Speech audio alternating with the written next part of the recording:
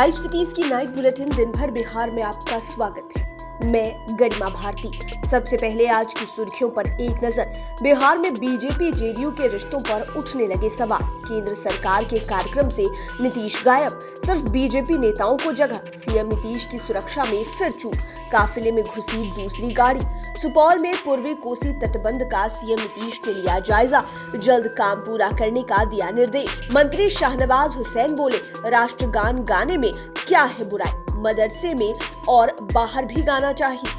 सहारा के सुब्रत राय को supreme court से मिली राहत। पटना हाई कोर्ट के गिरफ्तारी के आदेश पर लगी रोक। गोपालगंज में आरजेडी नेता की हत्या, तेजस्वी के करीबी थे मृतक। पटना में अपराधियों की आई शामत। एसएसपी मानवजीत सिंह ढिल्लों ने जिले के थानेदारों को टॉप 10 अपराधियों की लिस्ट बनाने का दिया आदेश। मधेपुरा में एक ढोंगी बाबा गिरफ्तार, महिला से दुष्कर्म का आरोप। रोहतास में सपना चौधरी के डांस मामले में एफआईआर दर्ज, मामले की जांच में जुटी पुलिस। और बिहार में 48 घंटे गरज के साथ बारिश की संभावना, मौसम विभाग ने किया अलर्ट। अब खबरें विस्तार से। बिहार में एक बार फिर से पोस्टर पर बीजेपी जेडीयू के बीच सियासी जंग शुरू हो गई है। कल यानी कि 14 मई को कोइलवर पुल का उद्घाटन होना है, लेकिन पोस्टर से सीएम नीतीश ही गायब है। 266 करोड़ की लागत से NH30 के कोइलवर में 3 लेन डाउनस्ट्रीम पुल का उद्घाटन केंद्रीय सड़क परिवहन और राजमार्ग मंत्री नितिन गडकरी करेंगे। इसमें केंद्रीय ऊर्जा मंत्री RK सिंह भी शामिल होंगे। पोस्टर में पीएम नरेंद्र मोदी, नितिन गडकरी, RK सिंह की बड़ी तस्वीर लगाई गई है। इसके अलावा अध्यक्ष JP नड्डा, पथ परिवहन मंत्री नितिन नवीन और प्रदेश अध्यक्ष संजय जायसवाल को भी जगह दी गई है, लेकिन सीएम नीतीश को गायब कर दिया गया है। आपको बता दें कि पिछले साल भी आरा में एक ओवरब्रिज के उद्घाटन समारोह को लेकर सियासत हुई थी। विवाद बढ़ने के बाद बीजेपी को बैकफुट पर आना पड़ा था। मुख्यमंत्री नीतीश कुमार की सुरक्षा में एक बार फिर से चूक की बात सामने आई है। बताया जा रहा है कि सीएम का काफिला जब पटना स्थित मुख्यमंत्री आवास के बाहर निकला तो उनके काफिले में एक अनजान गाड़ी की एंट्री हो गई। पटना जू के गेट नंबर 2 के पास पहुंचा तो दूसरी ओर से आ रहे एक वाहन ने उनके काफिले में एंट्री ले ली, जिसके बाद सीएम के सुरक्षा कर्मियों में हड़कंप मच गया। मिली जानकारी के अनुसार यह गाड़ी सीएम के एक अधिकारी की ही थी। काफिले में पीछे रह जाने के कारण वे ओवरटेक कर बीच में शामिल हो रहे थे, लेकिन इसी बीच अफवाह फैल गई। आपको बता दें कि बाढ़ राहत कार्य का जायजा लेने सीएम सुपौल जा रहे थे। आपको बता दें कि 2 बार ऐसी लगातार घटनाएं घटी तो मुख्यमंत्री की सुरक्षा व्यवस्था में बड़ा बदलाव भी किया गया। नीतीश कुमार सुपौल के वीरपुर पहुंचकर फिजिकल मॉडलिंग सेंटर और पूर्वी कोसी तटबंध पर कराए जा रहे कार्यों का निरीक्षण किए। करीब 2 घंटे तक मुख्यमंत्री ने निरीक्षण कर विभागीय अधिकारियों को आवश्यक दिशा निर्देश दिए। पूर्वी कोसी तटबंध पर हो रहे कार्यों को बारीकी से देखा और जल संसाधन विभाग के अधिकारियों को निर्देश देते हुए कहा कि सभी कार्यों को समय पर पूरा करें। वीरपुर में बन रहे देश के दूसरे फिजिकल मॉडलिंग सेंटर पहुंचकर लगभग 18 मिनट तक निरीक्षण किया। उन्होंने दिसंबर महीने तक काम पूरा करने का निर्देश दिया। इसके बाद वह तटबंध के निरीक्षण के लिए निकले। उनके साथ जल संसाधन मंत्री संजय झा, वन पर्यावरण एवं जलवायु परिवर्तन मंत्री नीरज कुमार सिंह बबलू सहित अन्य अधिकारी मौजूद रहे। यूपी मदरसा शिक्षा बोर्ड की तरफ से यूपी के मदरसों में पढ़ाई से पहले राष्ट्रगान अनिवार्य कर दिया गया है। इसके बाद इस मामले पर बिहार में भी चर्चाएं तेज है कि क्या बिहार में भी मदरसों पर पढ़ाई से पहले राष्ट्रगान गाना अनिवार्य किया जाएगा, जिसको लेकर बिहार सरकार के मंत्री सैयद शाहनवाज हुसैन ने साफ कह दिया कि राष्ट्रगान देश के हर एक नागरिक को गाना चाहिए, मदरसे में भी और मदरसे के बाहर भी। अपने राष्ट्र का गुणगान हर एक नागरिक को करना चाहिए। उन्होंने कहा है कि मुझे आश्चर्य हो रहा है कि मदरसों में राष्ट्रगान नहीं होता। मैंने भी बचपन में मदरसे में ही पढ़ाई की है, वहाँ तो धूमधाम से राष्ट्रगान गाया जाता था। उन्होंने कहा है कि इसमें किसी को कोई भी आपत्ति नहीं होनी चाहिए। राष्ट्र का गुणगान तो हर एक नागरिक को करना चाहिए जो भारतवासी है। सहारा इंडिया के मुताबिक सुब्रत राय के खिलाफ गिरफ्तारी वारंट जारी होने के महज 3 घंटे बाद ही सुप्रीम कोर्ट ने इस पर स्टे लगा दिया। अब अगले आदेश तक सुब्रत राय की गिरफ्तारी नहीं होगी। इन्वेस्टर्स को रुपया नहीं लौटाने के मामले में सहारा इंडिया के मालिक सुब्रत राय के खिलाफ पटना हाईकोर्ट ने गिरफ्तारी का वारंट जारी किया था, जिस पर जस्टिस A.M. खानविलकर की बेंच ने स्टे लगा दिया।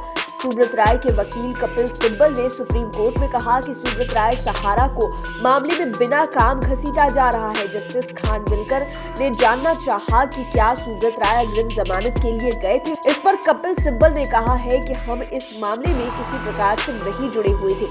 इतना सुनते ही उच्चतम न्यायालय ने सुब्रत राय की गिरफ्तारी और सशरीर उपस्थिति होने पर अंतरिम रोक का आदेश पारित कर दिया। मामले की अगली सुनवाई 19 मई को होगी। गोपालगंज में आरजेडी के युवा नेता की हत्या कर दी गई है। बताया जाता है कि राम इकबाल यादव तेजस्वी यादव के काफी करीब थे। तेजस्वी उन्हें निजी तौर पर भी जानते थे। वारदात मीरगंज थाना क्षेत्र के राजघाट गांव के पास हुई है, जहां बाइक सवार बदमाशों ने हत्या की। उसके बाद फायरिंग करते हुए फरार हो गए। सूचना मिलने के बाद मौके पर पहुंची पुलिस ने शव को अपने कब्जे में लेकर पोस्टमार्टम के लिए सदर अस्पताल भेज दिया। मृतक राम इकबाल यादव सारण प्रमंडल के एक छात्र इकाई के अध्यक्ष थे और तेजस्वी यादव के बेहद करीबी थे। नेता प्रतिपक्ष तेजस्वी यादव उन्हें निजी तौर पर भी जानते थे। हत्या के पीछे पुरानी दुश्मनी की बात कही जा रही है। पुलिस पूरे मामले की जांच कर अपराधियों की गिरफ्तारी के लिए छापेमारी में जुट गई है।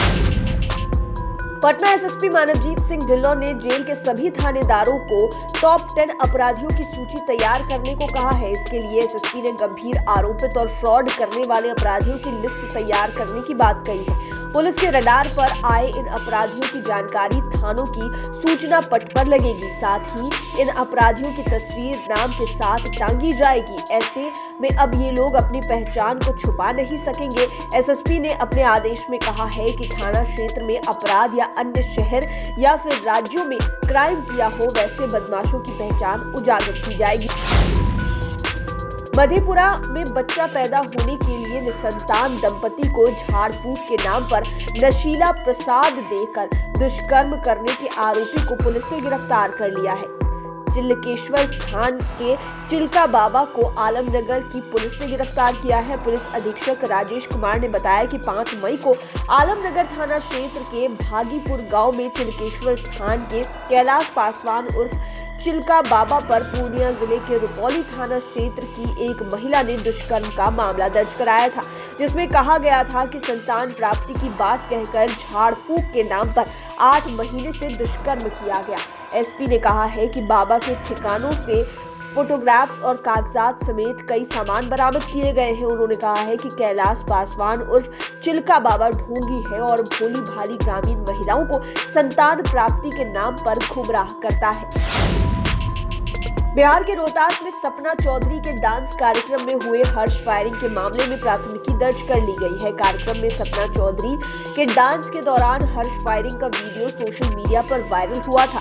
इस मामले को गंभीरता से लेते हुए रोहतास एसपी ने मामले में जांच कर प्राथमिकी दर्ज करने का निर्देश दिया था। इस संबंध में काराकाट थाना अध्यक्ष ने बताया कि प्राथमिकी दर्ज कर ली गई है। हालांकि उन्होंने यह नहीं बताया कि प्राथमिकी किस पर दर्ज की गई है। हाई प्रोफाइल मामला होने के कारण पुलिस कुछ भी कहने से बच रही है। हालांकि पुलिस ने एफआईआर दर्ज कर जांच शुरू कर दी है। इस कार्यक्रम के लिए सपना चौधरी को दी गई फीस को लेकर भी चर्चा तेज है। बताया जा रहा है कि इस कार्यक्रम के लिए सपना चौधरी को करीब 30 लाख रुपए दिए गए थे।